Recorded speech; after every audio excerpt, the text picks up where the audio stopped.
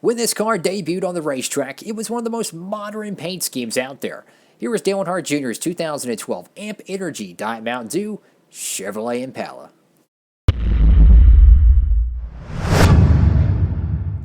Howdy folks, it's Diecastbuffet here again, back with another NASCAR Diecast review. And today's car is going to be Dale Earnhardt Jr.'s 2012 Amp Energy Chevrolet Impala. Now, 2012 was an interesting year for not only Hendrick Motorsports, of course, Jimmy Johnson got the 200th win for the team, but for Dale Jr.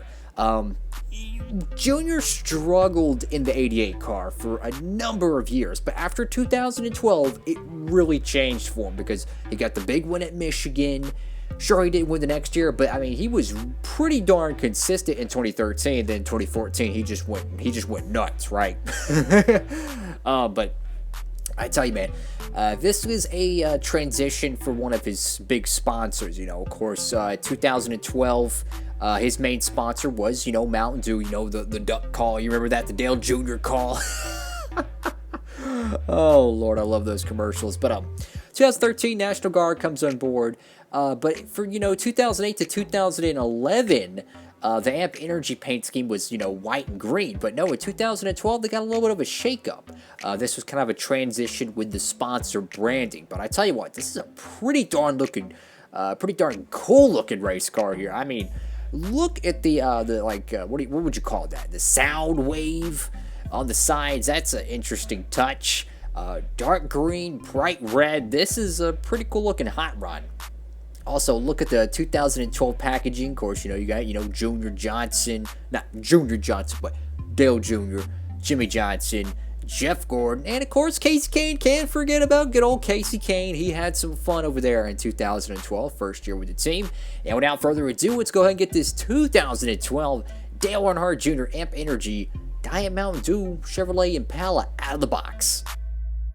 Alrighty folks, brand new out of the package. Here it is, Dale Jr.'s 2012 Diet Mountain Dew Amp Energy Bow Tie. And I tell you what, this is a really cool paint scheme. So it's, your traditional Amp Energy slash, MTN green, right? But it's like a two-tone, but instead of the sides being white, it's actually black. And you have like this sound wave, it reminds you of that one episode of SpongeBob when SpongeBob's dancing with the jellyfish. That's what it reminds me of. So you're kind of like this like sound wave kind of going behind the bars over here, right? Got the big old 88. Very cool looking paint scheme. At the time, this was a very, very modern car. I remember seeing this car. I think it ran at Martinsville, because, he had his primary that year was the Diet Mountain Dew car, if I remember correctly. The silver with the green and whatnot. The car he almost won a Daytona 500 with. Come on, Biffle. You got to go around your teammate. All right, Kenseth, he earned that one.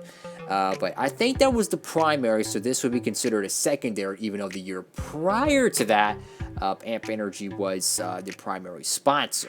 And then over here to the nose of the car, you got Amp Energy. Speaking of that sponsor, it's a little bit crooked there, unfortunately. Go over here to the nose of the car. I like this. This kind of reminds you of those the Ford Tauruses from the early 2000s. The catfish eyes. I don't know why, but it has like a cheeky grin to it, right? It's like a mischievous, right? Like this is like the mouth or the nose, and that's the eyes, and this is like its jawline or something. Like it's all perked up. That's what it looks like. Looks like a fish up to no good. So you got Impala there. You got the bow tie. I love that. Look at the splitter. I mean, just wow, bright white indeed. I mean, that thing is that's pearly whites right there, folks. You got Moog, Cop, Edelbrock. Sunoco over there on your contingencies. Got, of course, Hendrick Motorsports on the headlight, and you got the white 88 on the other one. And then over here to the left side of the car, you got the big old 88. I tell you what, that covers almost all of the door, and I love that. Like, that looks good. A big number on a race car looks freaking good, man. I like that. So you got the Dale Jr., signature there. You got Hendrick Motorsports. What is that? Mac Tools. Don't know what that is. Bosch. Simeons, I think. And I don't know what that is. JRM or something. You got NASCAR race car. NASCAR Sprint Cup Series. Of course, you got a gap there below that for the what was it, Budweiser Pole Award, I think? Or was it Coors? No, it was Coors then. Yeah, it was Coors, I think. Got Jags, Mechanics Wear, USG, 3M Holly. Got Goodyear Eagles. Diet Mountain Dew. Quaker State. National Guard, nationalguard.com. Then you got a big old can of energy drink. Just chilling there. The side skirts are painted black, but the splitter is white. I mean, this paint scheme was really modern when it came out. Like, honestly, it was a pretty modern looking car. And then over here to the caboose of this diecast. I mean, just look at that. Just all that Dale Jr. just to flat back in. That's what it is. That was kind of his trademark the tail end years of his career. You know, when he joined Hendrick, just the whole bumper, the whole back of the car just painted black. Simple. The thing is, when you design the car, a lot of times you don't think about how to wrap the sides or the back or the sides or the nose. But when you just paint it all one color, you don't have to worry about it. Simple. Got the white 88 there. That taillight's a little bit skewy though, but I ain't gonna worry about it too much. Get the Quaker State joint there, nationalguard.com. The Chevrolet bow tie is a little bit of a hopscotch away from being centerline, but that's okay. And then over here to the right side of this Chevrolet Impala. You know, 2012 was the final year for this style of body, you know. And, you know, I miss these cars. I really do. I missed them. At the time, you know, you didn't really, like, oh my god, I'm going to miss this car, you know, down the road. We're probably saying the same thing about the Gen 6 in all honesty. We're going to probably say miss it. I miss the early days of the Gen 6 because the rules package was a lot more, fan-friendly, so to speak. That entire generation of car only lasted 07 to 2012.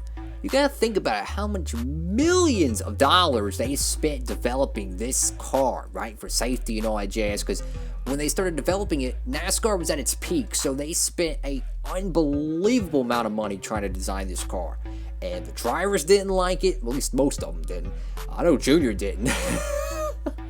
I do miss this stock car. I mean, I just miss the plate racing with it, man. It was fantastic. And then over here to the roof of the car, you got the red, white, and black 88. I love that, man. That's beautiful. I wish Alex Bowman would bring that back some way, shape, or form. But if you really think about it, you know, if you look at the 2011 to 2012 COT, not really a COT, it's really just a Gen 5 car, right? But if you look at it, in a lot of ways, it's like I'll take this damaged car for example. In a lot of ways, it's a bulky or more square body version of the Gen 4. You know, you got the same back window, right? You got kind of a very aerodynamic front valence, right? You know, same style and concept. The whole car is a little bit more raised up, obviously, for driver safety, but if you really think about it, the Gen 5 was designed with the Gen 4 in mind. And I think that's why this car it wasn't a terrible race car at first, maybe. But I think the final product, the 2012 car, is light years better than the Gen 6. That's just me. And of course, you got the National Guard over here on the deck lid. Also, the roof skirts, you know, the roof rails up there. And the shark fin and the black spoiler, kind of like that, you know, the whole trim line's all painted black, but I mean, that splitter, I mean, to be honest with you, it don't look bad, but man, does it stand out. I mean, like I say, guys, this was a very modern paint scheme when it was released to the track, but I think this car is also a NASCAR inside line as well, so if you really wanted to, you might be able to race this thing on that game. Alrighty, folks, that is it for today's NASCAR Diecast review. I tell you what, man, this is a really good-looking car. It really is. I love the big, bold numbers on the sides, the modern graphics. Look, you might look at this and say, oh, it ain't that modern. No, when this car was out, this was one of the most modern Dale Jr. paint schemes, okay? I love the, you know, what do they call these? Sound waves, sound bars. Whatever it is, it looks freaking cool. You got the little whoosh in the background, you know, we got the green, the black. I mean, just a bold splitter. Very good looking race car, absolutely. Good job, good job.